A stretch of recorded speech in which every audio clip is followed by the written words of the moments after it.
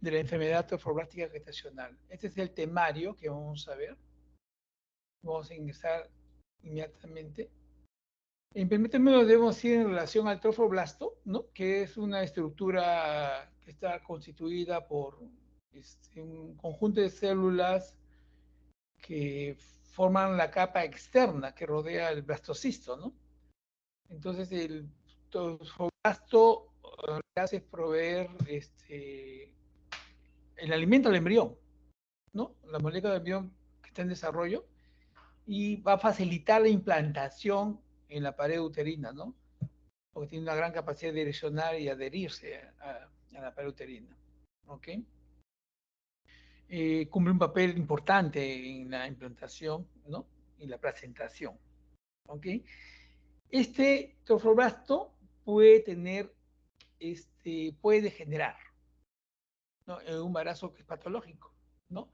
Entonces va a definir un conjunto de procesos benignos y malignos que son poco habituales, ¿no? Derivados de una proliferación anormal del trofoblasto, ¿no? De la paciente. Eso se llama hiperplasia. Tiene que ver con el genoma paterno, ¿no? Y ocasionalmente una participación materna, pero básicamente con el genoma paterno, ¿no?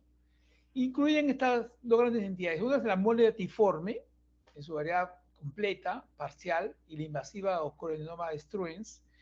Y la otra es la neoplasia trofoblástica gestacional, que incluye el coriocarcinoma, el tumor del lecho citoplacentario, el tumor trofoblástico epitelioide y lesiones trofobláticas no clasificadas. Todas son muy raras, ¿no? Y de esto solamente vamos a hablar sobre el coriocarcinoma, porque ustedes son conocimiento general y ya esto ya es para especialidad, no para especialista. ¿Ok? Entonces, en cuanto a la frecuencia, el 90% es embarazo molar. O sea, mola hiatiforme parcial o mola hiatiforme completa. ¿Ok?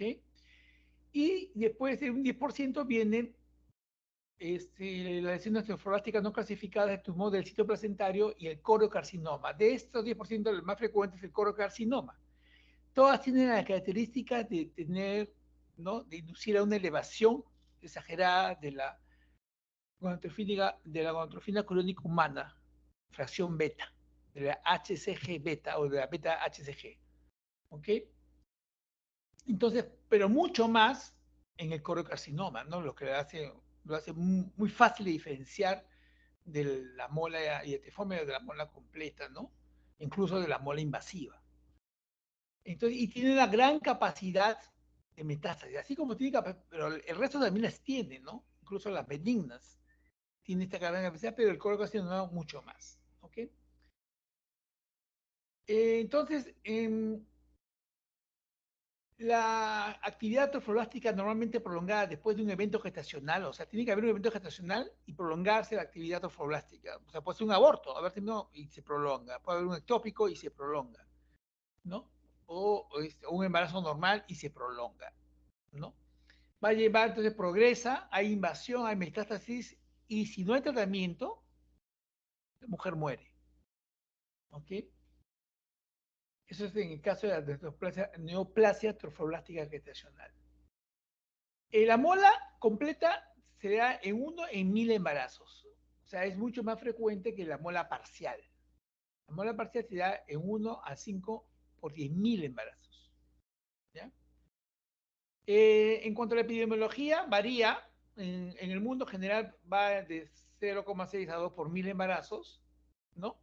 En Europa 0,5 a 1 en 1000 embarazos.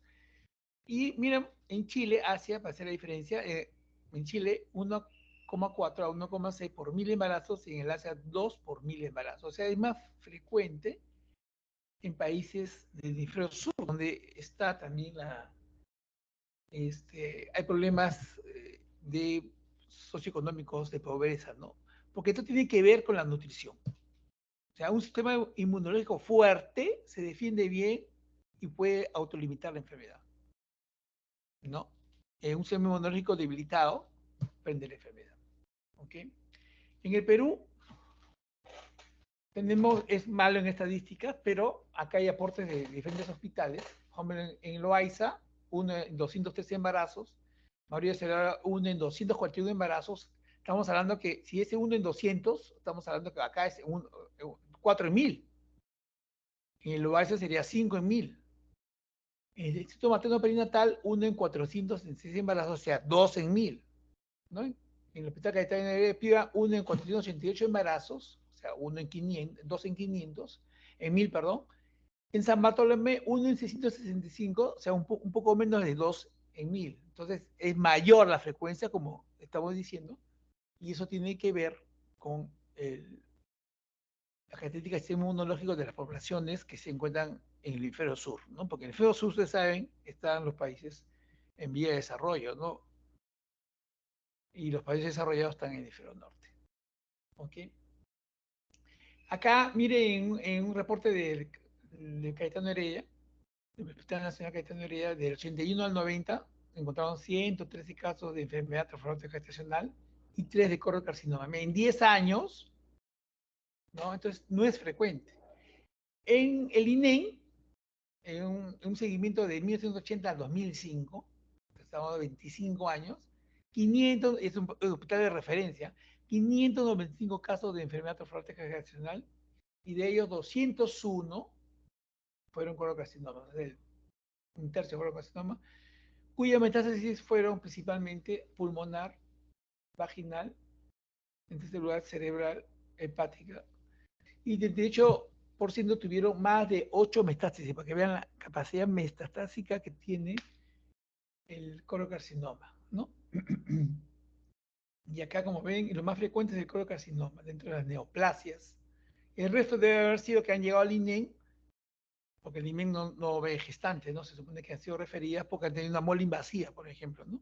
Y con sospecha de enfermedad neoplásica, y al final se descubrió que no. ¿Ok? ¿Cuáles son los factores de riesgo para ir al embarazo molar, ¿no? La primigesta dañosa. Una edad reproductiva extrema en los extremos de la vida, menores de 20 años y los mayores de 40 años. Estado socioeconómico bajo, ¿no? Dieta baja en proteínas, ácido fólico y betacarotenos. Entonces, eso implica, eso redunda en qué? En sistema inmunológico, en un mal sistema inmunológico. Factores genéticos y el antecedente de una mola previa te da mayor riesgo a tener un segundo embarazo molar. El origen cromosómico del embarazo. Esto es importante, ¿no? Es algo que deben grabar. En la mola parcial es fruto de la fecundación de un óvulo por 2 espermas. ¿Ya? Y en la mola completa hay 2 opciones, pero una de las más frecuentes, 90%, es un óvulo vacío sin carga genética que lo fecunda un esperma que duplica su carga genética. O un óvulo vacío que lo fecundan 2 espermas y eso es el 10%. ¿Ok? Luego, en cuanto a la histología, ¿no? Evidentemente en la mola parcial va a haber fetos y hematías fetales. En la mola completa no hay feto. Entonces dice completa. Es solamente mola. El edema de las velocidades, ¿no? En la parcial es variable y focal. En la mola completa es difuso el edema de las velocidades. Es característico. ¿Ya? Entonces uno ve la mola, es una serie de vesículas hidrópicas, ¿no? Que parecen uvas pequeñas, ¿no? Peladas. Y la proliferación de trofoblasto es focal y moderada en la mola parcial y en la mola completa difusa y severa.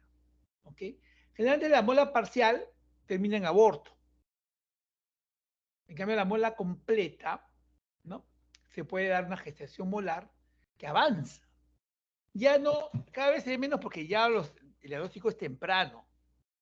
Pero aún ahora, hace un par de años en la MENA le llegó una mola de 24 semanas de provincia.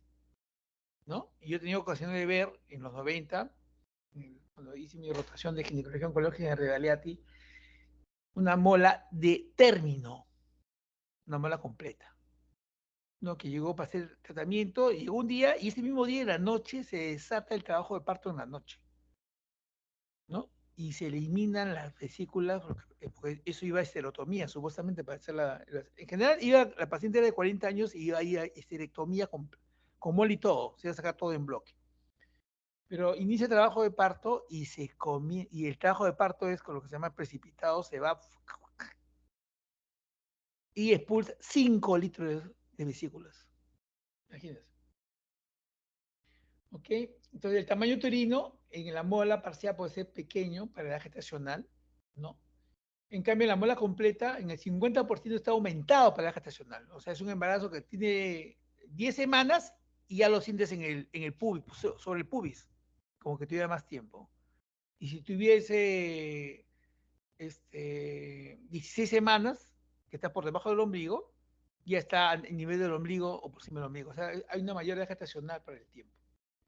Quistes en la mola parcial es poco frecuente, en la completa es 25%, hasta el 25% hay los quistes tecalouteinicos y que son gigantes, que son dolorosos, son grandes, múltiples en ambos ovarios. Las complicaciones médicas son poco frecuentes en la mola parcial, en la mola completa, ¿no? Eh, Se dan con mayor frecuencia cuando las molas están por encima de las 14 a 16 semanas de gestación, ¿no? Se dan las complicaciones, ¿no?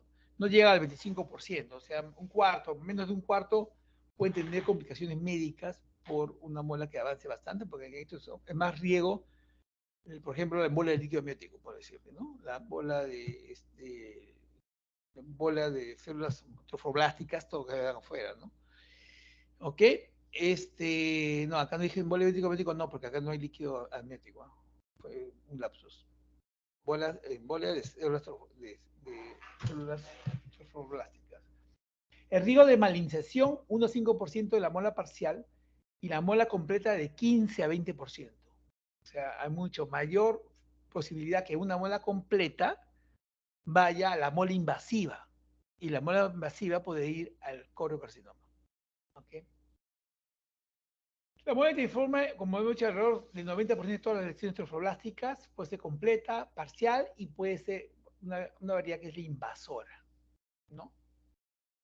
Normalmente es benigno, pero con potencial de malignización, ¿ok?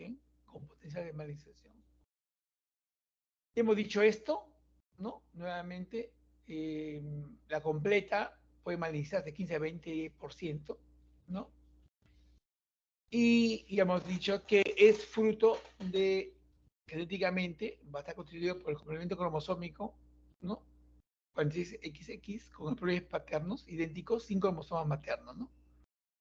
Es un óvulo vacío y el espermatozoide duplica su carga. Y la diatiforme, en la que son 2 espermatozoides que fecundan un óvulo, ¿ok? Y te da el genoma es triploide, ¿no? Triploide. El tipo tiene 69 cromosomas. Y solamente un quinto, hasta un quinto, de 1 al 5% pueden llegar a malignizarse. ¿Okay? Eh, Diferencias, esto es lo mismo que ya lo hemos remarcado, lo hemos dicho. En el sitio de implantación de fibroblasto, para ampliar, la completa, la tipia es marcada. En cambio, la parcial es moderada. Como la tipia acá es marcada, por eso es que tiene mayor riesgo de malignizarse. Toda esta tipia. ¿Ok? Y miren, el calotipo es 46XX la completa o 46XI, ¿no? Y en la parcial es triploide. Miren la mola completa y miren la mola parcial. Acá está la vesícula. El edema de las velocidades es mucho mayor en la completa que en la parcial. Mucho mayor. Miren. ¿Ya? ¿Cuál es el cuadro clínico? El tamaño uterino mayor del esperado se ve en 28%, ¿no? Va a estar en función de ser completa o parcial, es más frecuente en la completa que sea mayor del esperado. Hay riesgo de preeclampsia, 1%, y es más, la preeclampsia puede debutar tempranamente, o sea, normalmente ustedes van a aprender que la enfermedad intensiva del embarazo debuta después de las 20 semanas.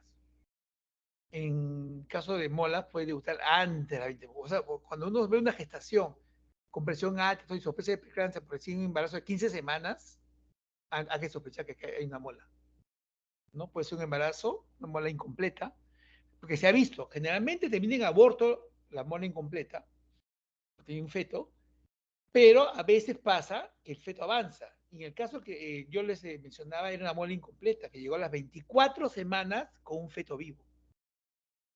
Y entonces esos embarazos antes de las 20 semanas pueden ser preeclampsia. ¿Ok? Hemorragia en el primer trimestre en el 80%, o sea, el 80% va a tener un sangrado.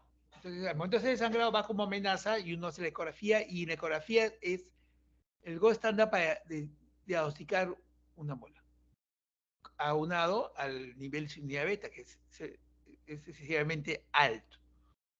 Anemia, 10%, hiperemesis, hay mucho más de hiperemesis en el embarazo molar, es mucho más frecuente porque es mucho más la carga hormonal. La beta HG beta está por encima de 100.000. Normalmente en el embarazo, en un embarazo normal no pasa de 100.000 la señal beta, ¿no? Sube un pico de 100.000 y baja, cae. En esta no, en la mola uno encuentra pues, por encima de 100.000, 200.000, 300.000, 400.000, 500.000. Ya cuando uno encuentra 1.000.000, ya tienes que sospechar por lo menos una mola invasiva, ¿no? O en el colocarcinoma, ¿ya? Hay ausencia de tejidos fetales porque la mola es incompleta, en la mola completa, y que es más frecuente, ¿no? Y hay quistes tecaloteínicos. Esto es lo más, pongo esto en la muela porque esto es lo más frecuente es que sea completa. Y hay expulsión de biocidas hidrópicas. Puede la mujer llegar a la emergencia y decir, doctor, he botado esto, y te lleva, ¿no? Y te lleva, y es como una uva pequeña, pelada. Entonces tú dices, esta es una mola. ¿Okay? La mola invasiva va de presencia de proliferación de trofoblasto penetrando la profundidad del miometrio, ¿no? El trofoblasto ingresa al miometrio, ¿no? Tiene capacidad de invadir y provocar metástasis a distancia, ¿no? Se puede ir a cerebro, se puede ir a hígado, se puede ir a vagina. 10 a 15% de la metástasis, o sea, lo más frecuente que sea pulmón y vagina, ¿no? Pero puede presentar regresión espontánea, y eso tiene que ver con la inmunidad. No puede, pero la mayoría lo que necesita ya en este caso es quimioterapia. Bueno, va a depender de la edad del paciente, ¿no? De la paridad completa. Está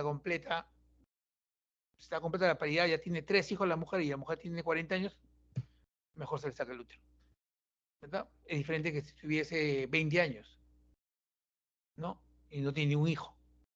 Hay que conservarlo, ¿no? Entonces, ese irá a quimio. En la mola invasiva, la mola completa, en la mola completa puede haber enfermedad persistente y dice la mola invasiva 41%, o sea, es más frecuente en la completa. En cambio, la mola parcial, que haya persistencia de enfermedad, más o menos es un décimo de las mujeres con embarazo molar, 10%, 11%. ¿Ok? Ahora, 75% en general, ¿no? De las molas que se hacen, van a ser molas invasivas. Y un cuarto van a desarrollar colocarcinoma o neoplasia citoplacentaria. ¿Ok? Entonces, de cuatro pacientes con persistencia de enfermedad, lo mismo, en 4 pacientes con persistencia de enfermedad, 75 van a ir a la mola invasiva. O sea, 3. Y 25% van a ir al colocarcinoma o neoplasia citoplacentaria. Entonces, mole latiforme más persistencia de enfermedad igual mole invasora. Eso tiene que tener presente. Ojo, presente, mola y latiforme más persistencia de enfermedad, mole invasora.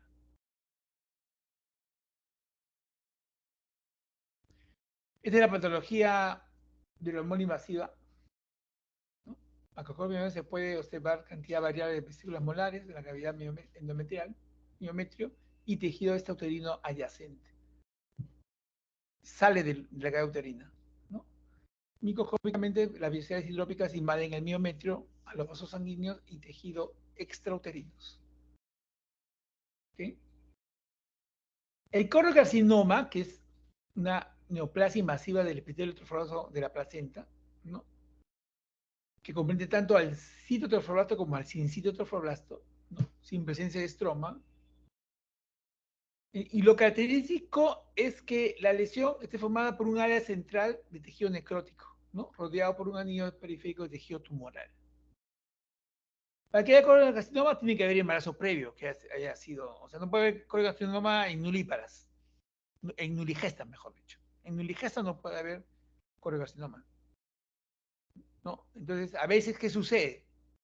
Tú encuentras una paciente que tiene, por decirte, un coloncarcinoma, diagnosticas eso, pero la paciente no tiene antecedente y dice que no tiene, nunca se le embarazada, entonces es mentira. Debe haber tenido un aborto, ¿no? Un aborto provocado clandestino, ¿no? Y fruto de eso se cerró un coloncarcinoma. Entonces, en 5% el antecedente previo es un aborto o embarazo ectópico. Y 25% puede ser una mujer que ha tenido un embarazo a término, o sea, un embarazo a término normal, todo normal, pero ha degenerado el citotroforoso y se ha ido a un coloncarcinoma. Y 2 a 3% de las molas hidatiformes se convierten en coloncarcinoma.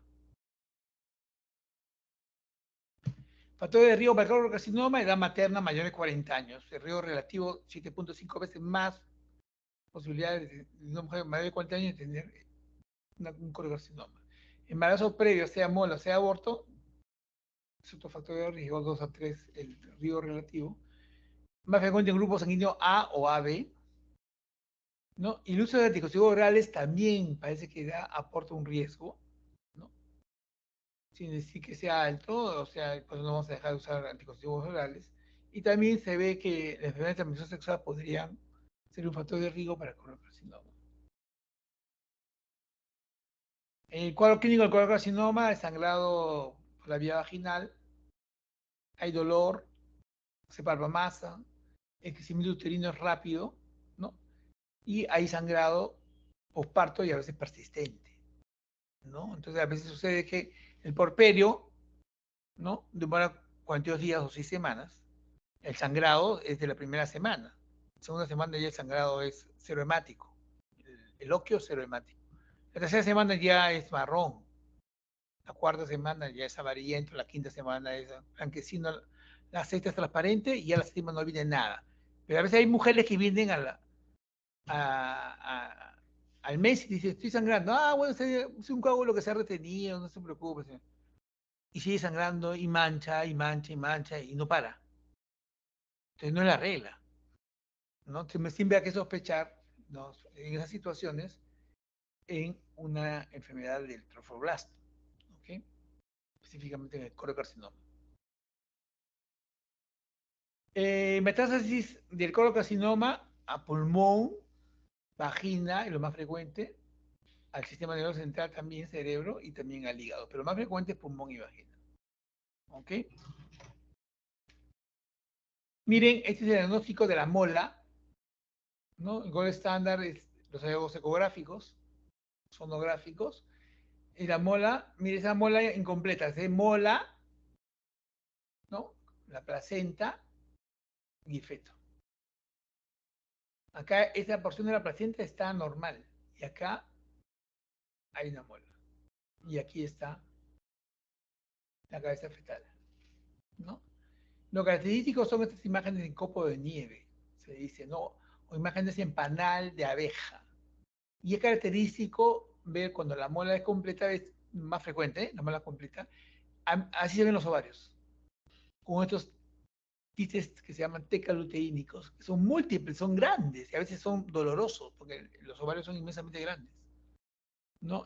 Parecido a lo que sucede cuando se hace inducción de ovulación, ¿no? Y hay una hiperestimulación ovárica y a veces las mujeres terminan en cirugía porque hacen algo así parecido, por efecto de las hormonas, ¿no? Entonces, por acción de la beta y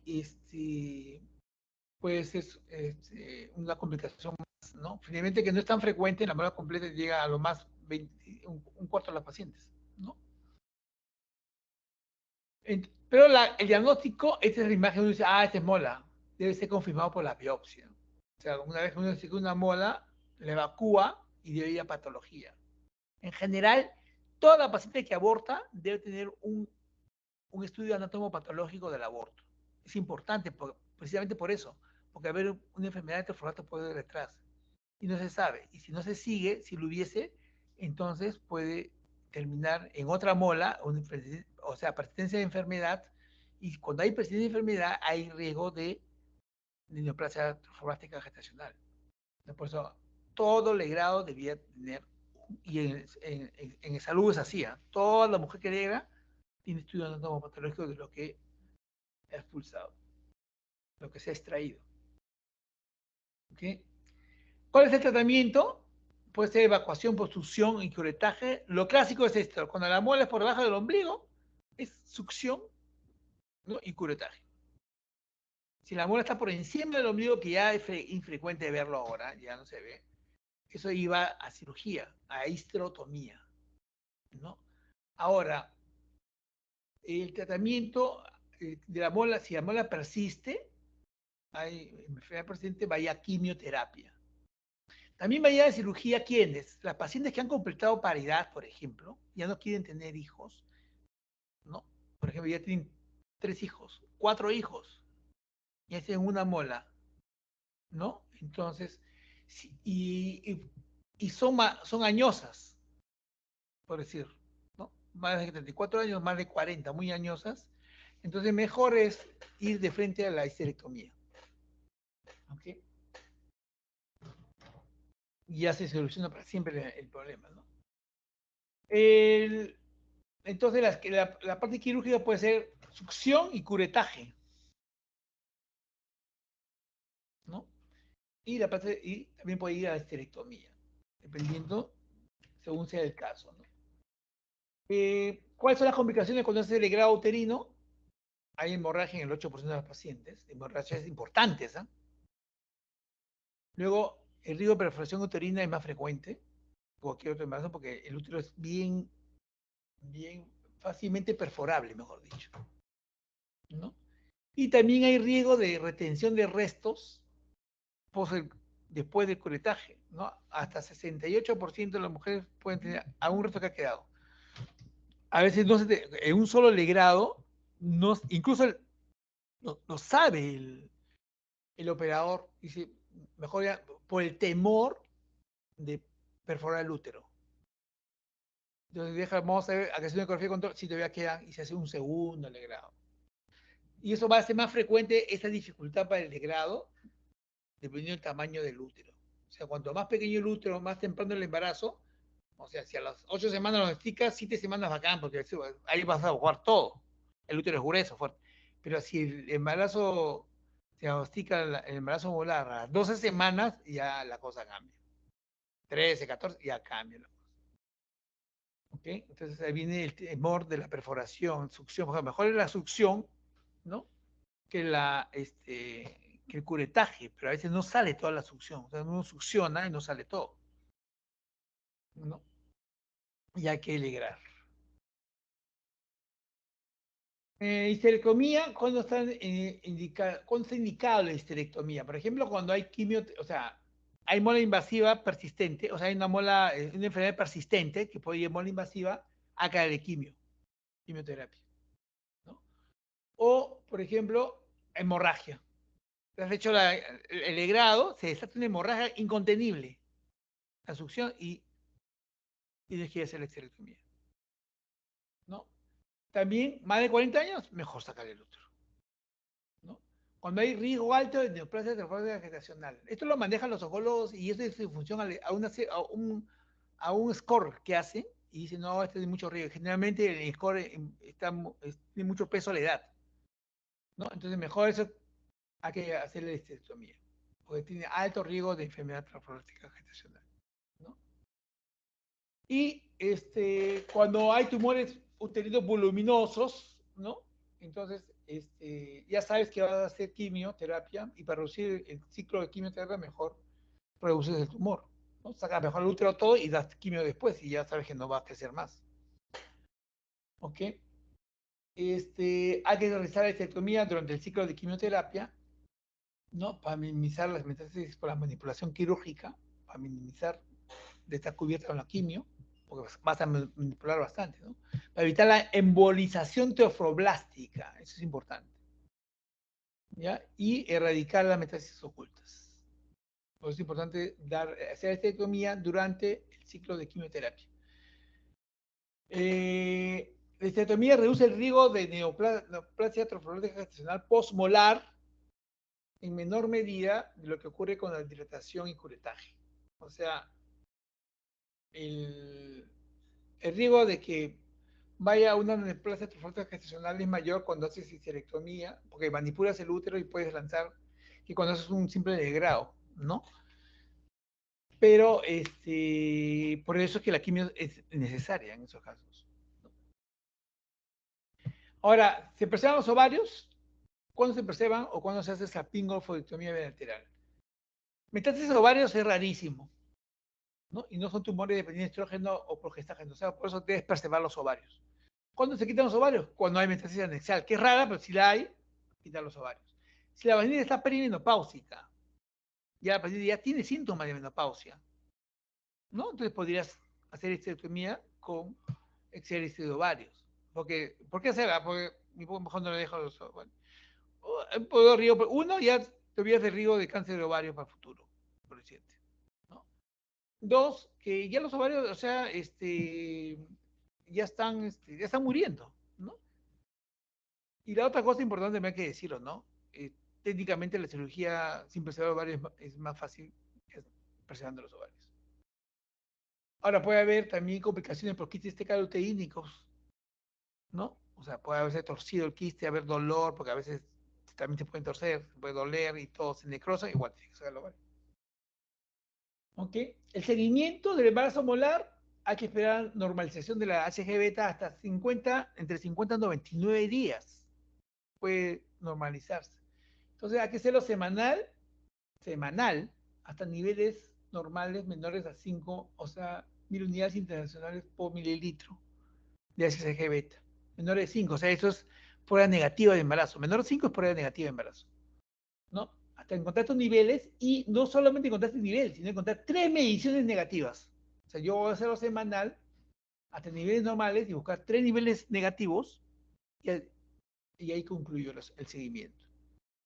Y el seguimiento semanal. Y después de ahí mensual por 6 meses. O sea, el seguimiento es, por lo menos, es un año. Por eso se le dice a la paciente que no debe salir embarazada. Es importante que la paciente que ha tenido embarazo molar no salga embarazada en los próximos 12 meses. Porque si sale embarazada, no se va a saber si la elevación de la HG beta es por el nuevo embarazo o es por la persistencia de enfermedad. ¿Okay?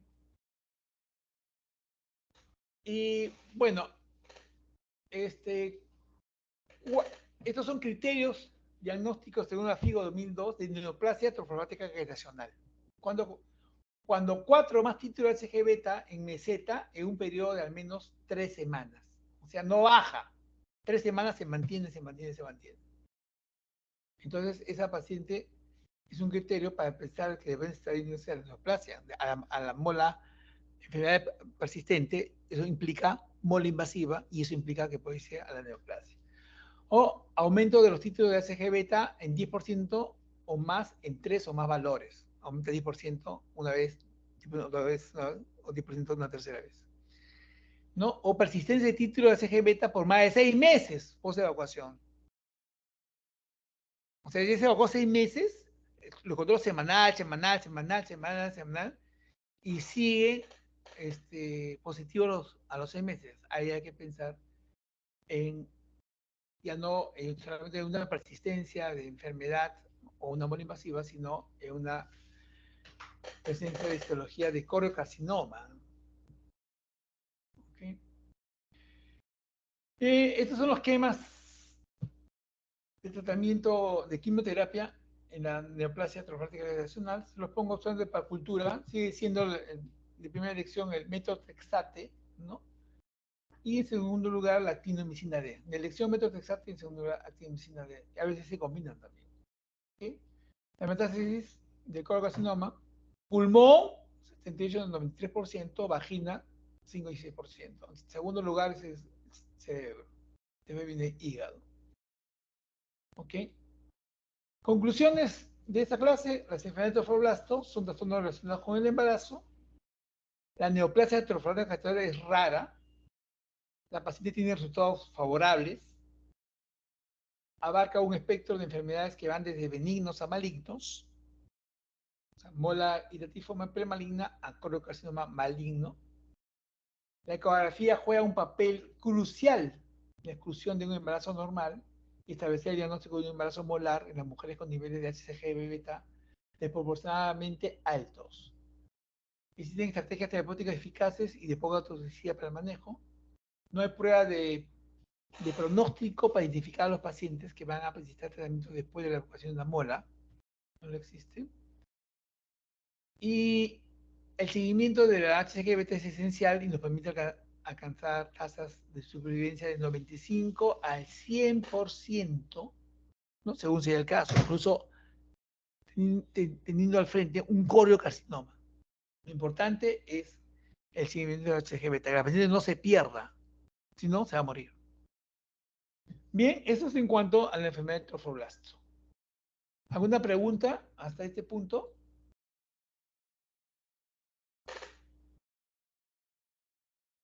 ¿No hay preguntas? Parece que no, doctor. Ya, entonces ahora vamos a ver la otra causa de las tres causas de hemorragia en la primera mitad del embarazo. Debo recordarles que antiguamente, cuando yo iba a este curso, esto se dictaba las enfermedades, las hemorragias durante el embarazo por trimestre. Hemorragia del primer trimestre, del segundo y del tercero. Entonces, era claro que las hemorragias del primer trimestre era amenaza de aborto, aborto, ectópico y enfermedad trofoblástica gestacional, el embarazo molar. Clarísimo, patologías del primer trimestre. Del tercero, era clarísimo que era por placenta previa, DPP, fractura uterina, basa previa o sangrado del seno vaginal, o ruptura del seno vaginal. También clarísimo tercer trimestre. El problema era el segundo. En el segundo se cruza causas de primero y de tercero. ¿Por qué? Porque el segundo trimestre, ¿hasta dónde llega la mitad del embarazo? O sea, hasta mejor dicho, el tercer trimestre va de la semana 14 a la semana 27, el segundo trimestre. ¿Ok? O sea que el aborto, el periodo del aborto va hasta las 22 semanas. Entonces se cruzaban. En el segundo trimestre también era causa de hemorragia, en la amenaza del aborto tardío, el aborto tardío. No, ya no el ectópico, pero sí el aborto. Y la mola también podía diagnosticar una mola en ese periodo. Y después, de la semana 22 a la semana 27, sigue siendo segundo trimestre, ¿no? Y en ese periodo de semana 20, más de 22 a 23, 24, 25, 26, 27, puede haber, o sea, placenta oclusiva, o sea, placenta previa, puede haber TPP menos frecuente, pero puede haber, ¿no? Y entonces se cruzaban entonces por eso vino la clasificación mejor de la primera mitad y de la segunda mitad. Ahora, la primera mitad no va hasta las 20 semanas, la primera mitad va hasta las 22 semanas. La segunda mitad es mayor a 22 a término. Entonces, esta es la tercera causa, o sea, la segunda causa más frecuente después del aborto. La frecuencia es aborto, amenaza de aborto, aborto, ectópico, y después viene la enfermedad, embarazo molar. ¿Okay? Entonces, en cuanto al embarazo ectópico, las competencias que van a adquirir ustedes, definir qué es el embarazo ectópico, conocer las diferentes localizaciones del embarazo ectópico, conocer los factores relacionados al embarazo ectópico y conocer el método diagnóstico de este y conocer los diferentes manejos. ¿Ok? Este es el temario. Vamos de frente. ¿Qué vamos a decir? Que causa más frecuente de embarazo ectópico es la causa más frecuente de morbilidad y mortalidad materna en el primer trimestre de la gestación, es el ectópico. 9%. La incidencia del ectópico va a aumento en el mundo. Ahora es bien frecuente. Ahora, antes se veía de vez en cuando ectópico, ahora cada vez, todos los meses hay un ectópico. Es una cosa mucho más frecuente, ¿no? Más o menos el 2% de las gestaciones son ectópicas, ¿no? Esto iba aumentando. Novak, por ejemplo, en 1970 reporta un ectópico en 300 a 200 gestaciones. Robbins reporta en el 83, o sea, 13 años después, un ectópico en 100 a 150 gestaciones, una mortalidad de 1 en 400 casos. Rigol en 2004, 11 años después, reporta 2 o 2,2%, el número total de nacimientos es ectópico. ¿Ya? En el Perú, el Instituto Nacional de Método Perinatal de 2001 decía que habían 3,3 por 1000 gestaciones un ectópico, ¿no? ¿Ok? Y Martínez, en el 2013 en el OAISA, encuentra un ectópico por cada 49 partos, ¿no? Entonces miren cómo ha aumentado la frecuencia, ¿ok? Ahora, ¿por qué ha aumentado la frecuencia del ectópico? Por incremento, por avances en el diagnóstico y el aumento de una serie de factores de riesgo, ¿no? O sea, hay un mejor diagnóstico y hay una serie de factores de riesgo que nos llevan al incremento de identificar el embarazo ectópico. ¿Cuáles son los riesgos? Pacientes que se someten a técnicas de reproducción asistida.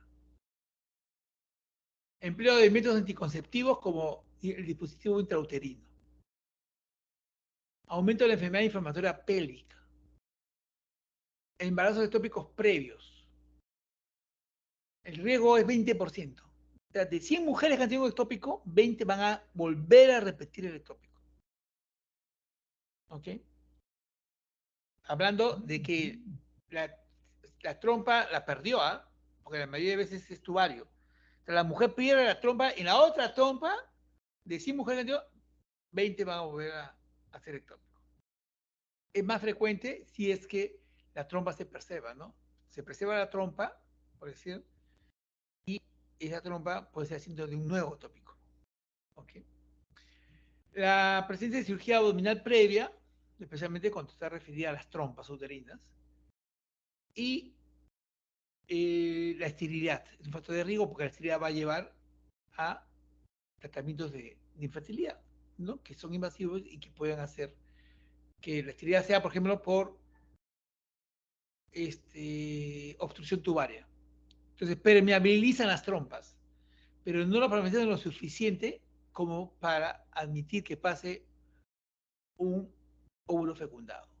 Porque esto es fácil, ¿no? De explicar, ¿no? Se produce, el espermatozoide va solo y si hay una estrechez de la trompa, la pasa con facilidad, ¿no? Se encuentra con el ovario a nivel de la fimbria o en el Douglas, porque a veces la fecundación es en el esperma cae a la pelvis, el Douglas, el óvulo también cae a la pelvis, es otra manera de fecundación, y después la trompa capta el huevo. Pero el huevo es inmensamente grande frente a un espermatozoide, entonces de retorno ya no pasa por estrechez y se queda en la trompa. Es una real emergencia y una de las causas más importantes de abdomen agudo en ginecología. En cuanto a la localización, es tubario en el 95 al 96% de los casos. ¿Ya? Y dentro de la trompa, lo más frecuente es que sea en la ámpula, 70%. Luego le sigue el istmo, la fimbria, o es intersticial o cornual, en el cuerno, ¿no? Estos son más difíciles de manejo porque a veces esto puede terminar en histerectomía, porque hay que hacer una cuña acá, se sangra bastante, es todo un problema. ¿Ok? Pero también puede ser fuera de la trompa, en el ovario, por ejemplo, ovárico, 3%. Puede ser en el cuello uterino, que se implanta el embarazo, cervical, ectópico cervical, menos del 1%, y también el manejo es complicado, porque esto puede terminar en histerectomía, podría terminar en histerectomía. O sea, si se hace un legrado, inadvertidamente se confunde, se ve el saco a nivel del cuello y se piensa que es el saco que ha descendido, porque a veces se piensa eso, y hace ese legrado, se desata un sangrado que puede terminar en histerectomía, ¿no? Ahora se han ideado técnicas, por ejemplo, para pasar una sonda Foley de triple vía con globo 50, que se puede insuflar hasta 80, 100, no se rompe, ocupa toda la cavidad, hace presión 24 horas y se sale el útero, ¿no? Una incidencia que está en incremento es en la cicatriz de la cesárea previa, ectópico en la cicatriz previa por cesárea, menos de 1%. También manejo difícil porque estas pueden terminar en histerectomía. En la mirada lo que estamos haciendo con estas pacientes que terminan integrados en la cicatriz previa o en cervical, entonces lo que estamos haciendo es embolización de las telas uterinas pasajeras, o sea, 3 días dura la embolización. Entonces hacemos el legrado en ese momento y no sangra nada, ¿no? Y después ya se desestablece la circulación y se salva el útero. No sangra nada, ¿ok? O sea, es una buena técnica. Eso lo estamos haciendo en la menana. Y a veces por la edad de la paciente ya decimos, si es en la cicatriz previa de la cesárea, señora, ¿sabe qué? Hay que hacer histerectomía y se acabó el asunto, ¿ok? Y también puede haber embarazo ectópico abdominal. Abdominal. Esta, 1% es rarísimo. En la Menara, que yo tenga, de que yo estoy ahí en el hospital 31 años, solo lo hemos visto en 2 oportunidades. Uno al principio, cuando yo era residente, ¿no? Que terminó una laparotomía más o menos como en la semana 24 habrá sido, y otro que también terminó en la laparotomía en la semana 24, 25, que ha sido hace plena pandemia, en 2020, creo que ha sido, 2021, ¿no? Son realmente raros. ¿Ok? Factores de riesgo, estos son los factores de riesgo. Producción tubárica previa, por EPI, tratamiento de infertilidad, embarazo ectópico previo, DIU, edad mayor de 35 años, el tabaquismo también se ha asociado a ectópico, anticonceptivos orales, ¿no? O el fracaso de la anticoncepción de emergencia, por ejemplo, ¿no? Puede llevar a un ectópico, cuando fracasa la píldora del día siguiente, no impidió la ovulación, se puede hacer la ovulación, y como es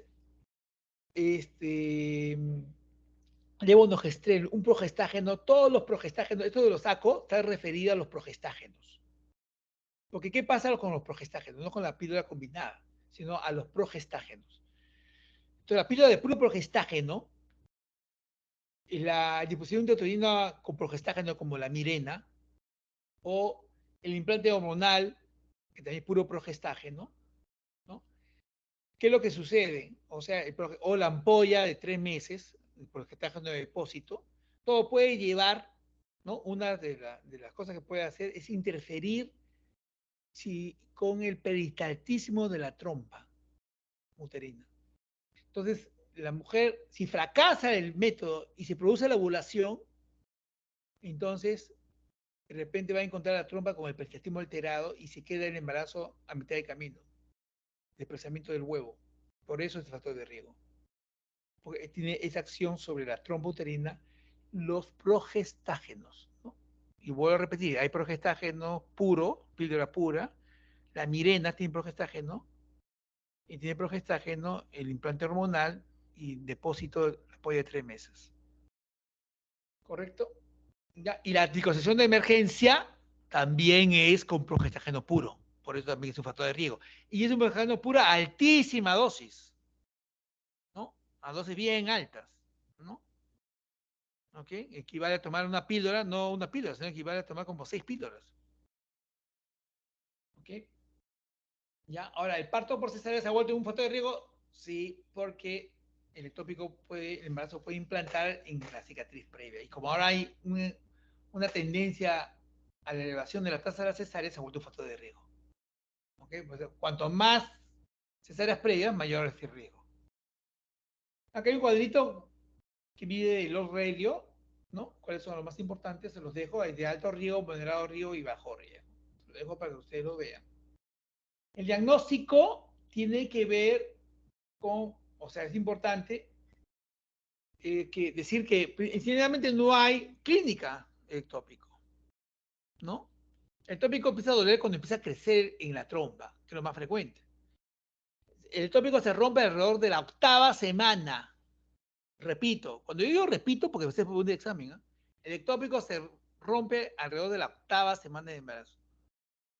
Entonces, la clínica está previa a esa 8ª semana. O sea, la séptima semana, sexta semana. A la quinta no pasa nada, no sientes nada, cuarta, ¿no? Entonces, va a haber en la anamnesis, vamos a encontrar que es una paciente que está ya con ausencia de regla 6 u 8 semanas, ¿no? No había no ha utilizado método anticonceptivo, o sea, podemos sospechar que está embarazada, porque no usaba método anticonceptivo. Puede haber tratamiento, antecedente de tratamiento de infertilidad. También podría ser que haya antecedentes de un ectópico previo. Entonces ahí ya vamos sospechando. En cuanto a la clínica, va a haber dolor abdominal, ¿no? Eh, bueno, la menorrea no es parte de la clínica, sino parte de la análisis. El dolor abdominal es en una de las fosas ilíacas, es derecha o la izquierda, ¿no? O sea, a veces el paciente viene con dolor abdominal y dice, ¿dónde te duele? Y siempre usted diga, señálame con un dedo dónde te duele. Y a veces te señala con el dedo el hipogastrio, en el centro. Eso generalmente el dolor no va con el tópico. Ese es el dolor que te da, perdón, que te da en una amenaza de aborto. Pero cuando te den unas fosas ilíacas, ahí eso va con el tópico. A veces hay dolor, el paciente viene con dolor y te dice, le duele el hipocondrio derecho. De acá, entonces, no es una vesícula, porque a veces el médico ni espera que el residente, pues un codo vesícula. No, eso ya hay que sospechar que se ha roto, ha sangrado y la sangre está en el espacio sufrénico, por eso que duele, irrita y duele el hipocondrio derecho. Y a veces el dolor también está referido a la espalda por el mismo motivo, porque ya la sangre ha llegado al espacio sufrénico, ¿no? Y también va a haber metrorragia, sangrado vía vaginal. Podría no haberla, ¿no? Pero también frecuentemente la hay.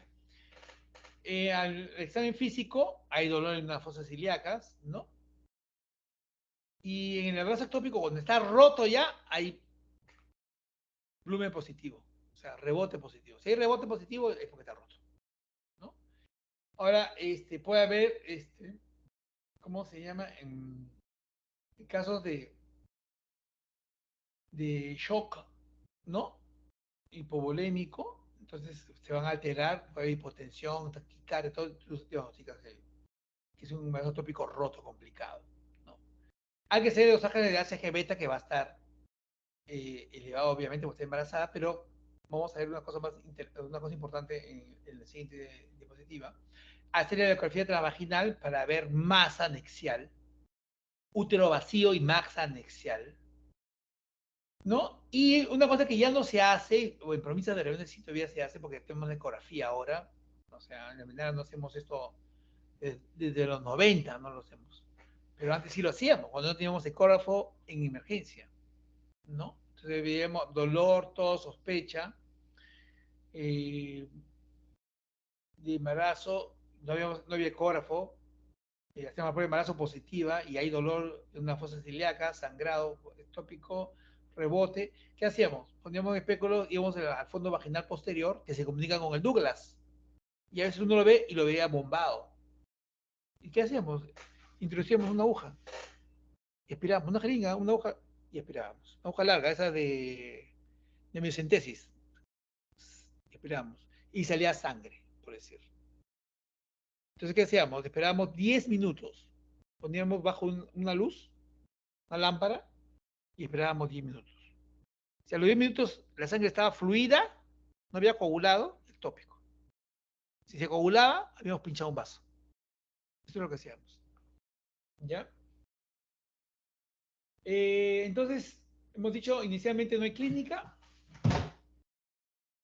pero la ausencia de esta no permite descartarlo, y el diagnóstico se basa en lo que ya hemos dicho, la anamnesis, la clínica, la exploración, y acá hay un punto, los ángeles de beta y la ecografía endovaginal, la combinación de estas dos pruebas te va a dar el diagnóstico ectópico. ¿Ya? Entonces, la ecografía endovaginal, hay una zona discriminatoria que te dice esto es, esto no es. Y tiene que ver con la señal beta, que esté el valor. El valor del ectópico debe estar para sospechar ectópico, debo tener una ecografía, no veo útero vacuo. El útero está vacuo, no hay. Y puedo tener la suerte de ver una masa. Y puedo tener la suerte de ver una masa y ver el saco y ver el embrión, ya está cantado. Pero si yo veo útero vacuo y veo si unidad beta me sale 1500 o 2000, a ese nivel tendría que haber un saco dentro del útero. Entonces, junto a este valor, ese es un ectópico. ¿Ok? Ya cuando la unidad beta está pues en 3000 o más, ya hay un embrión de todas maneras. ¿Ok? Entonces, toda paciente con determinación positiva de HG beta, en la que después de 5 o 6 semanas de menorrea, de ecografía transvaginal, no evidencia gestación intrauterina, debe ser objeto de controles para confirmar o descartar un embarazo ectópico. ¿Ya? Si la mujer tiene una gestación 5 o 6 semanas, porque a las 5, el saco gestacional se ve a las 5 semanas. ¿Ya? 5 semanas, a las 4 semanas no se ve nada. O sea, si es 4 semanas, el endometrio engrosado se va a ver, más allá de los 15 milímetros, que es el tope. A las 5 semanas se ve saco gestacional. 5 semanas y media se ve vesícula vitelina, saco gestacional con vesícula vitelina. 6 semanas se ve saco gestacional con vesícula vitelina y embrión sin latidos. Lo llamamos el esbozo embrionario.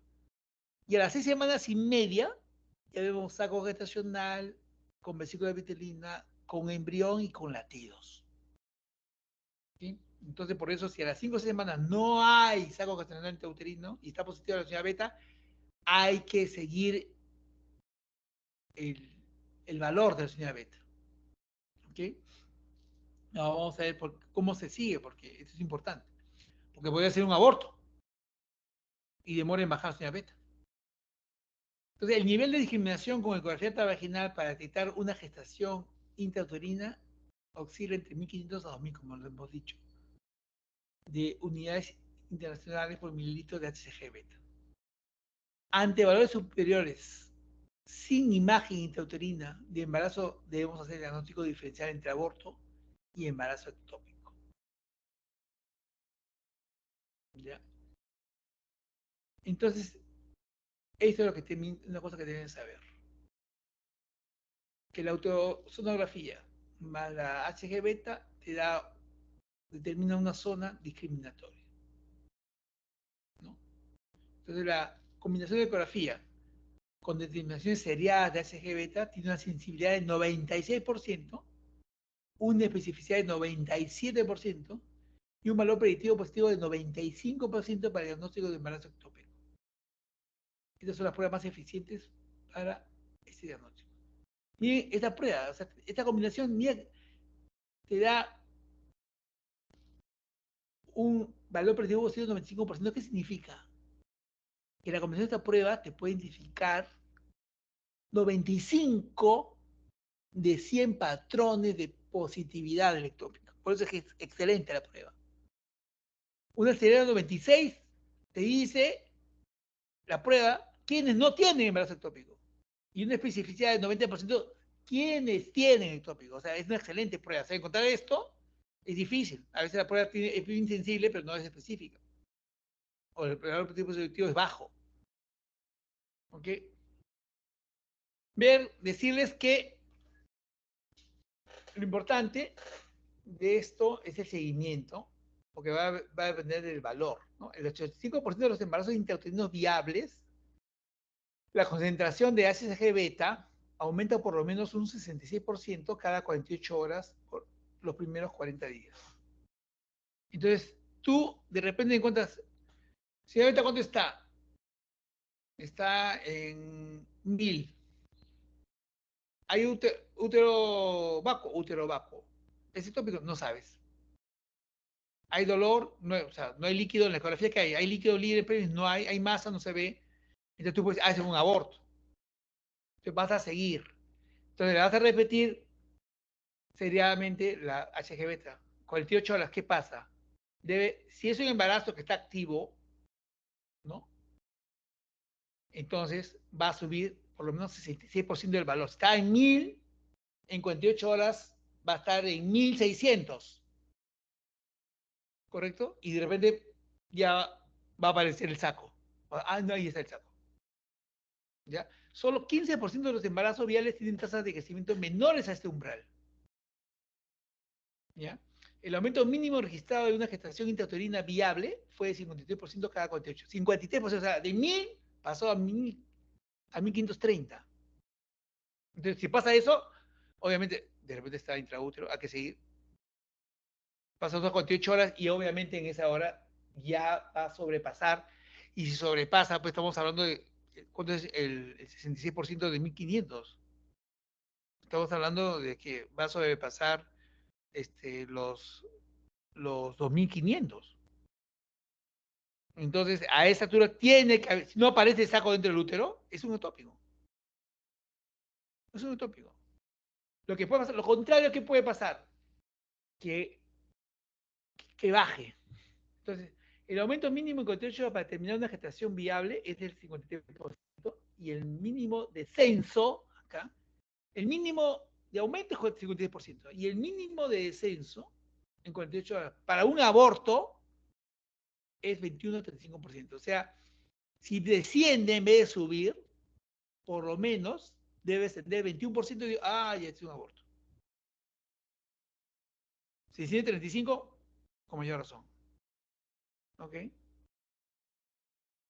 Entonces, aumentos o descensos más lentos sugieren embarazo ectópico. A eso se refiere.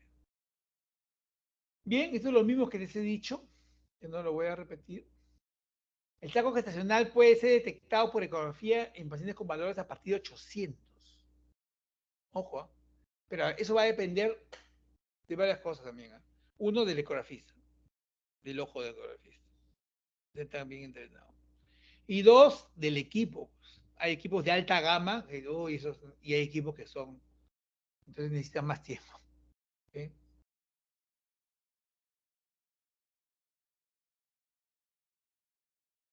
Los hallazgos ecográficos son, por ejemplo, un médico está positivo del embarazo, tiene su unidad beta 1000 y encuentra solamente engrosamiento del endometrio.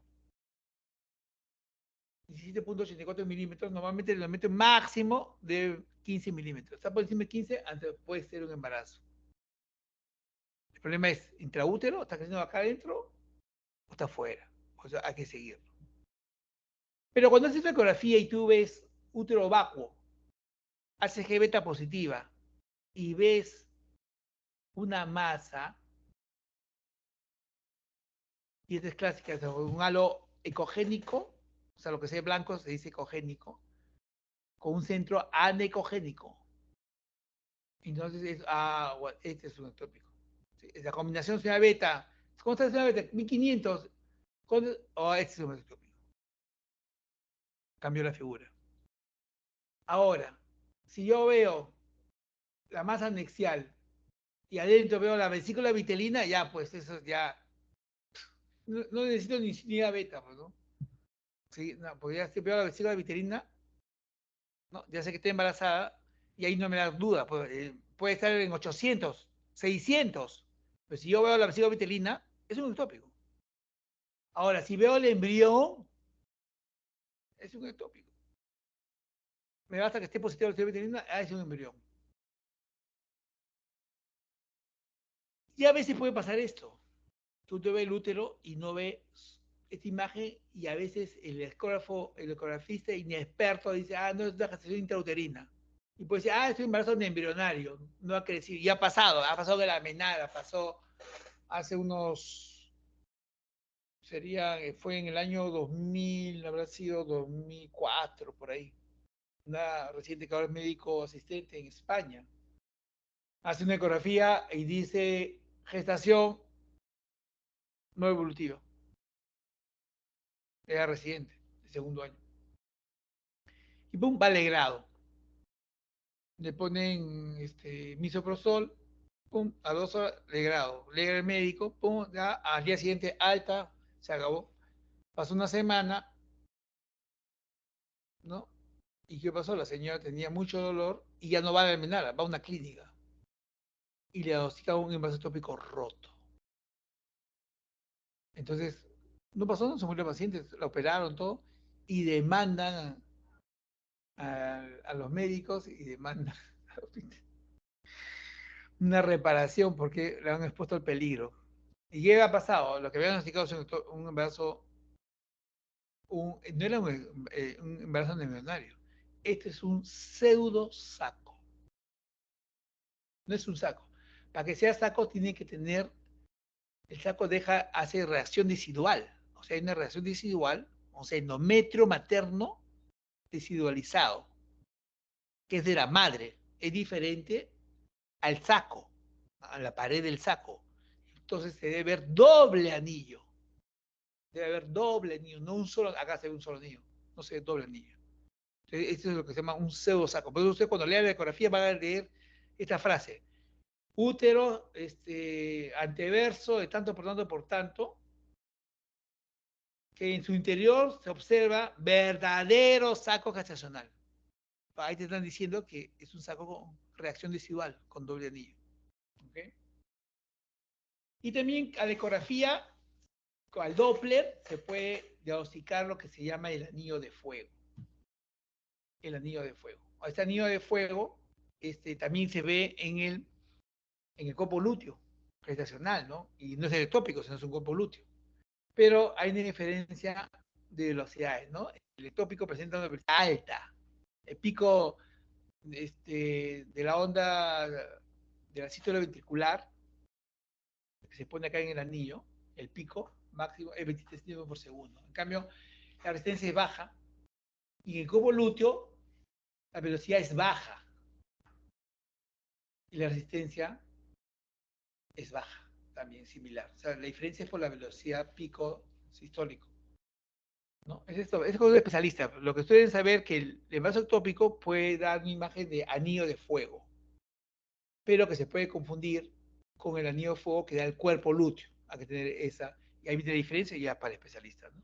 La velocidad del anillo de fuego del ectópico es alta, la velocidad pico sistólico, y en cambio la velocidad pico sistólico del cuerpo lúteo es baja. Entonces, los diagnósticos ecográficos hay que tener en cuenta lo siguiente. O sea, decíamos que si vemos vesícula pequeña de embrión ya está diagnosticado, pero ¿cómo son normalmente cómo sucede? O sea, veo yo un embrión extrauterino con actividad cardíaca, la probabilidad de tópico es 100%, pero la frecuencia de estallido solamente es 7,4%. Si veo una masa inicial con saco vitelino, sin actividad cardíaca embrionaria, pero con saco vitelino, la probabilidad es 100% que es un ectópico. ¿Pero cuál es la frecuencia de este hallazgo? 8,3. Si veo una masa anexial con área necogénica central y borde hiperecogénico, el anillo tubario que se le dice, ¿no? Es así. Centro anecogénico y el contorno ecogénico o hiperecogénico. Esta masa, la probabilidad de ectópico es 95%. Y la frecuencia del hallazgo, solo 25%. ¿Ok? En cambio, cualquier masa anexial compleja o sólida, que no sea un quiste simple, no quiste simple, el quiste simple solamente es una bola, es una imagen anicogénica negra, negra, negra, con un contorno delgadito ecogénico. Es un quiste simple. No, eso no. Pero si la masa es sólida o es compleja, ¿no? Entonces, o una lesión intraovárica, ¿no? Y el ovario mismo, entonces eso, la probabilidad tópico es 92%, y eso sí es frecuente verlo, 54%. De las veces se ve eso, solamente una masa anexial compleja o sólida, ¿no? O una lesión intraovárica. El tratamiento del ectópico, debo decirles, a grandes rasgos, que puede ser expectante, en un grupo muy pequeño, puede ser que solo se autolimite, involucione. ¿Ya? Es una opción para pacientes que están clínicamente estables. Clínicamente estables. ¿No? Recomendación grado C. Ahora, el diagnóstico de ese ecográfico y lo basérico de ACG beta descendente, o sea, tiene que ir descendiendo. Entonces uno encuentra, oh, sí, este es un ectópico, tiene 1000, no está roto. ¿Ok? Entonces la sigues. Entonces a las 48 le pides, 10.000 bajó. ¿ya? Y la clínica no empeora, mejora. Y va bajando, y baja, y ya no hace nada. Pero estos son los menos, pues.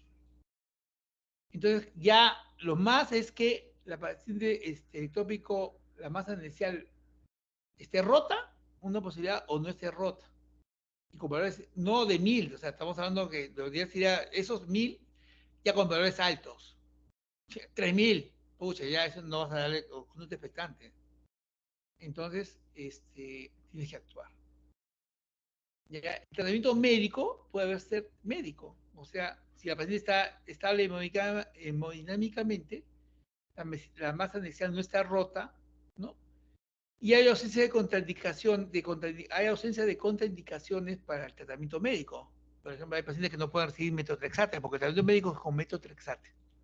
¿Ok? Entonces, tiene que haber estabilidad hemodinámica, no hay evidencia de ruptura del ectópico, o sea, no hay hemorragia intraabdominal, no hay líquido libre en la ecografía, la masa debe ser menor de 3 centímetros de diámetro, menor o igual a 3 centímetros. No puede haber ausencia de actividad cardíaca en la ecografía, no se debe ver embrión. Los valores de unidad beta deben estar por debajo de 5000. No debe haber contraindicación para el uso de metotrexate. La paciente debe firmar su consentimiento informado que acepta ese tratamiento, ¿no? Y debe haber certeza de que se pueda realizar un adecuado seguimiento y control de la paciente. Como en la Menara hay pacientes que provienen de sitios lejanos, difíciles, lejano me refiero a Chosica. Pucha, pues Chosica ya la Menara son 2 horas. Entonces, el manejo médico lo hacemos hospitalizar a la paciente. En los países cerrados lo hacen ambulatorio. Acá nosotros lo hacemos hospitalizar a la paciente. Ahora, 7% de los ectópicos tratados médicamente pueden presentar ruptura uterina durante el periodo de seguimiento, ¿no? Y 75% experimentará un dolor abdominal. Acá hay las contraindicaciones para metotrexate, ¿no? Hay una serie de contraindicaciones, ¿no? Por ejemplo, que haya evidencia de un embarazo intrauterino, porque va a estar dentro del útero, ¿no?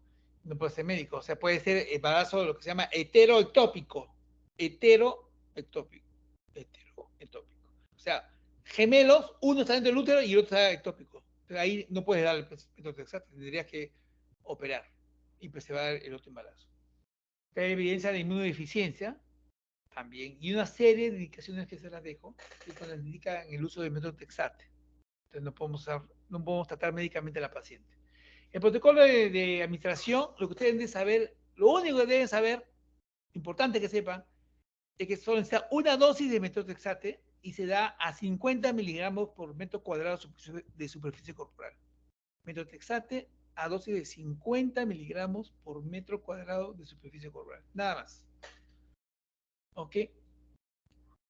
Todo lo demás ya es especializado. ¿Ya? El metotrexate puede provocar alteraciones gastrointestinales, elevación de enzimas hepáticas, caída del pelo, alopecia y neumonitis. ¿Ya? El tratamiento quirúrgico es cuando hay inestabilidad hemodinámica, hay síntomas de masa rota, tópico roto. Por ejemplo, el paciente tiene dolor en el hipocondrio derecho, dolor en la espalda, está roto, la sangre está ahí. O el paciente tiene taquicardia, hipotensión, y está roto. ¿Ya? O también puede haber contraindicación por el metotrexate o ha fallado el metotrexate, porque a veces puede fallar. Y tienes que operar de todas maneras. Cuando se optaba por el tratamiento quirúrgico, pacientes con clínica de ruptura de tópico, las HCG beta debe estar, si está por encima de 3000, ya no es candidato a tratamiento médico. Cuando la masa anexial es mayor o igual a 4 centímetros, tampoco. O cuando hay hemoperitoneo calculado mayor de 50 a 100 centímetros cúbicos, tampoco. Y esto generalmente no se calcula el peso. Cuando uno ve líquido en el fondo, ahí no puede medir. Solamente en el fondo, ahí uno mide. Pero cuando ve el útero que baña el útero y bañan los anexos, y uno va al hígado, va al espacio sufrénico y ve líquido también, sí, ya olvídate, ese es muy importante, por lo menos hay medio litro de sangre dentro. ¿Ok? Hay imposibilidad de un buen control ambulatorio, hacer que el tratamiento clínico mejor lo opero, o hay contraindicación al tratamiento médico, ¿no? Entonces mejor lo opero. ¿Ok? Ahora, el tratamiento debe ser laparoscópico. En general se dice, si no es roto, debe ser laparoscópico. Y si es complicado, debería ser abierto. Pero eso es relativo. Hay laparoscopistas muy expertos y pueden hacer una laparoscopia rápida, aún con brazo tópico roto. Entonces, eso va a depender de la experticia del ginecólogo laparoscopista. ¿Ok? Entonces, se habla de su especialidad. Y también del cuadro clínico de la paciente. Hay pacientes que han llegado con cuadro clínico que han estado, muchos han demorado, a veces están en cirugía, están en medicina, han llegado en la mañana y ya estamos en la noche. Y se dan cuenta que es un ectópico cuando el paciente se choca. Y tú ves un mar de líquido dentro. Y cuando lo operas, no sacas 500, 1000, 2000 de líquido. Esta paciente ya, olvídate, la hemoglobina se ha ido a 4, a 2. Entonces ahí no vas a hacer la paroscopía, porque tienes que cifrar, te demoras mucho, tienes que abrirlo nada más. ¿Ok? Bien, acá hay una imagen para ver el tópico en las trompas, miren cómo se ve. Un salchichón parece, un chorizo. Por la paroscopía es esa apingostomía, se corta la trompa. Ahora viene, esta es apingostomía, solo se corta la trompa y se deja y se drena. Entonces hemostasis se deja abierto, no se cose nada. ¿A quién se le hace sapingostomía? ¿A quién sapingostomía? O sea, la trompa está rota, tiene que ir a sapingostomía. Si el embarazo no está roto, se podría hacer la paroscopía. Si la trompa contralateral está afectada o ya no la tiene, o ya la perdió en otro embarazo ectópico, o la veo afectada. Entonces, le presteo la trompa del ectópico porque no está rota. Está rota la sapingostomía. También ovárico, también se puede hacer por la paroscopía. Y lo que le decía, la sapingectomía versus la paragostomía va a depender del estado clínico de la paciente, va a depender de su deseo de fertilidad futura y va a depender del grado de daño a las trompas. ¿Okay? En presencia de una trompa contralateral sana, no hay evidencia clara que la sapingostomía deba usarse preferentemente a la sapingectomía. Si la otra está sana, se la saco, porque si no hay el riesgo de que va a repetir el tópico. La sapingostomía laparoscópica debe considerarse como tratamiento primario en el tópico en presencia de enfermedad tubárica contralateral. Si la otra enfermedad tópica ya no tiene, la ha perdido, la veo estrecha, con adherencias, todo eso, entonces, obviamente, mejor le preseo la trompa y hago la sapingostomía. Cuando se practique la sapingostomía como tratamiento del embarazo ectópico, debe realizarse un seguimiento para el control del tratamiento de trofoblastos, no persistente mediante estimulación serial de HGBT y ecografía endovaginal. Eso es para el caso de que tenga una paciente que pueda tener un embarazo molar. De ahí a patología, porque ahí puede haber un embarazo molar también, ¿no? Y hay que ver si se hace sapingostomía, se conserva la trompa, si ha salido todo el trofoblasto, hay que ver la actividad trofoblástica, ¿no? Si persiste o no persiste. Si persiste, hay que sospechar un ectópico. El año pasado vimos un ectópico molar y era cornual. Cornual. Mira, es un ectópico con un embarazo molar. Caso interesantísimo. El año pasado en el Almendral.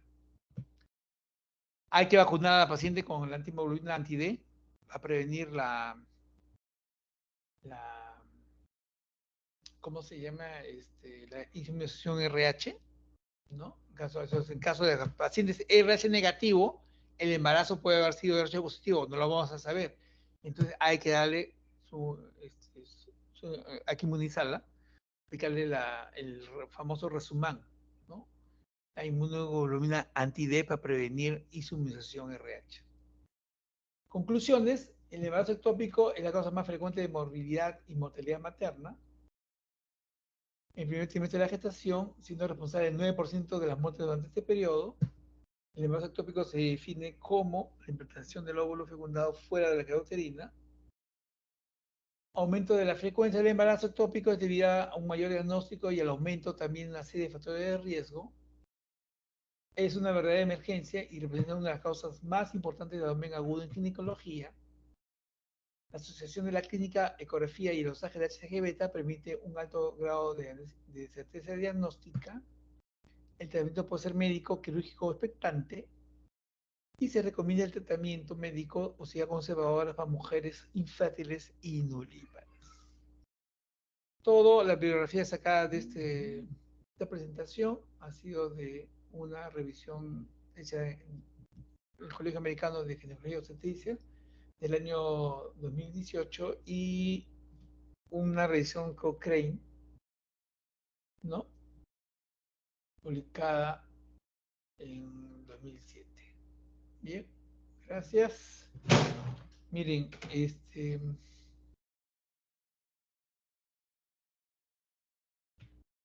listo. ¿Quieren un break o continuamos? ¿O estaba pensando? ¿Quién está de delegada? ¿Alguna pregunta ante todo? Doctor, tenía una duda. Sí, ¿quién habla? ¿Quién habla? Arias, doctor. Bueno, sí, con Con respecto al confianza. tópico que mencioné. En este No caso, escucho. ¿me No escucha, escucho doctor? nada. O sea, escucho entrecortado. ¿Quién es? Acomoda tu audio. Arias, doctor, ¿me escucha? Bajito. A ver, habla. Ya, le mencionaba que con Ahí. respecto al embarazo heterotópico, el manejo, en todo caso, en este caso sería quirúrgico, nada más, porque Ahí, ya es que se... quirúrgico. Ahí tiene que ser quirúrgico. Sacar, no se ha roto, o se ha roto, tiene que ser quirúrgico. No se ha roto. Si se ha roto, es quirúrgico. Si no se ha roto, también es quirúrgico porque no puede ser médico. Porque no puedes usar metotrexate porque tienes otro bebé. ¿Ok? Ahora, ese es rarísimo. ¿Cuántas veces lo he visto? Una sola vez en mis 31 años en esta especialidad, no, en mis 34 años de médico, solo una vez he visto eso. ¿Ok? Así como he Gracias. visto un embarazo ectópico con mola. Embarazo molar una sola vez en toda mi vida, que ha sido el año pasado, justo el año pasado. Ya, ¿alguna otra pregunta? Doctor, el fenómeno de Aries Estela que se evidencia en el embarazo ectópico, ¿eso tiene alguna, digamos, utilidad en en la práctica o para el diagnóstico? No. Esto básicamente tiene utilidad para problemas médicos legales, de probar que estuvo embarazada la mujer, ¿no? ¿Ok? No para otra cosa. Cuando no había evidencia, otra evidencia de embarazo, de una manera, esta mujer estuvo embarazada, sí, con esa prueba. ¿Ya? ¿Alguna otra pregunta?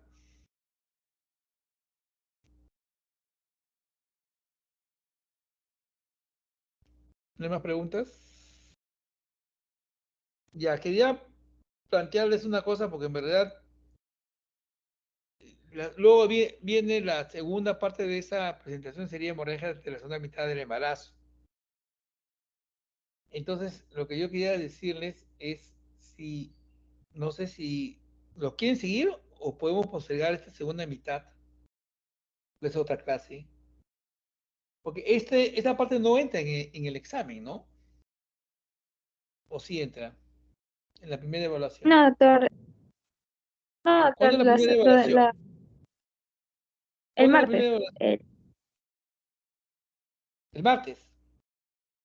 Sí, pero no entran las clases de hemorragias, esos temas entran para el segundo examen. Ya, entonces podríamos la próxima semana, el próximo miércoles, igual a esta hora, a las 6 de la tarde, hacer la clase, programar esto, o quieren que lo haga ahora. No sé, si tú dices ahora, yo lo hago ahora.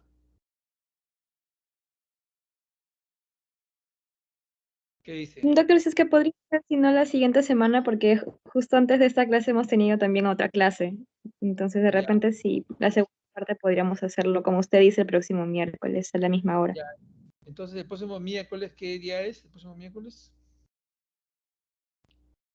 3 de mayo, doctor. 3 de mayo. Entonces, el 3 de mayo lo hacemos a las 6 de la tarde. ¿Ya? Porque Sí, en doctor. verdad, no quiero Bien. mentirles, la siguiente clase va a durar hora y media. ¿Ya? Entonces, yo creo que van a terminar extenuados. ¿Ya? Y más bien estudien para el próximo martes. Así quedamos, entonces lo reprogramamos. ¿Ok? Alguien se pone o Doctor, dice, está alguien dice, bien. no, yo quiero que esté, pues tienen que estar todos de acuerdo. Si alguien no está de acuerdo y quiere que sea día, basta uno, yo lo hago día. Hablen ahora o callen para siempre. Nadie. Entonces, No, por doctor, unanimidad, estamos por cansados. por unanimidad se postega para el próximo miércoles. Ok. Ha sido un plan. No hay nuevas preguntas, ¿no? Esto es sencillo, ¿ah? O sea, yo creo que está bien entendible, ¿no? Sí, doctor, está entendible. Ya, entonces, ha sido un placer. Será hasta la próxima semana. ¿Ya? Ok, suerte para su examen. Y estudien bastante, pues. Gracias por su paciencia. Hasta la próxima.